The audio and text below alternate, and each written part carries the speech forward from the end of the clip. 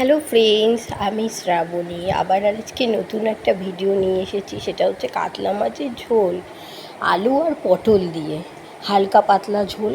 কিভাবে করছি দেখো। প্রথমে একটা অ্যালুমিনিয়ামের কড়াইয়ের মধ্যে তেল নিয়েছি, তেলটা গরম হয়ে গেছে।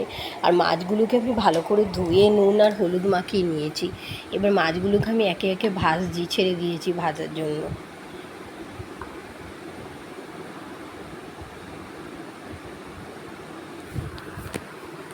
ভেজে ভেজে আমি তুলে রাখছি।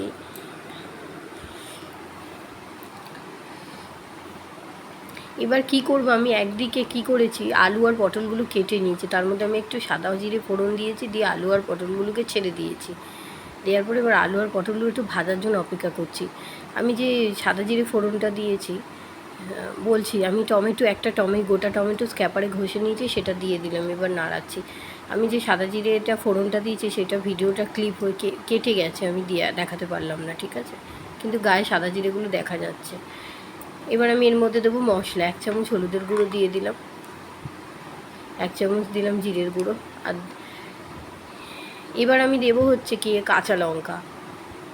কাঁচা লঙ্কাটা আমি ঘষে দিই, স্ক্যাপারে ঘষে নিয়ে এবার আমি দিয়ে দিচ্ছি।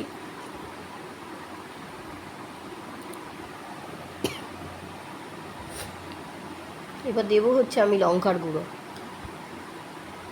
1 চামচ লঙ্কার গুঁড়ো।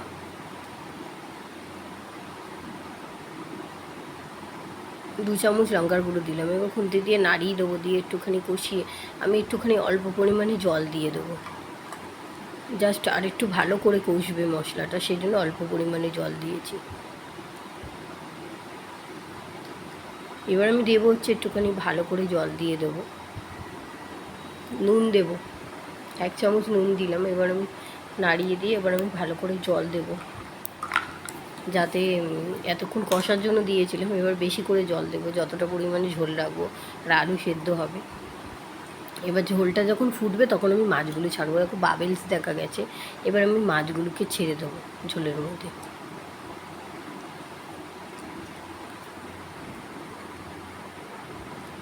দেখো আমার ঝোলটা ফুটছে, আমার ঝোলটা প্রায় হয়ে এসেছে। এবার নামিয়ে নিচ্ছি। ভিডিওটা ভালো লাগলে চ্যানেলটাকে লাইক আর সাবস্ক্রাইব করে দেবে।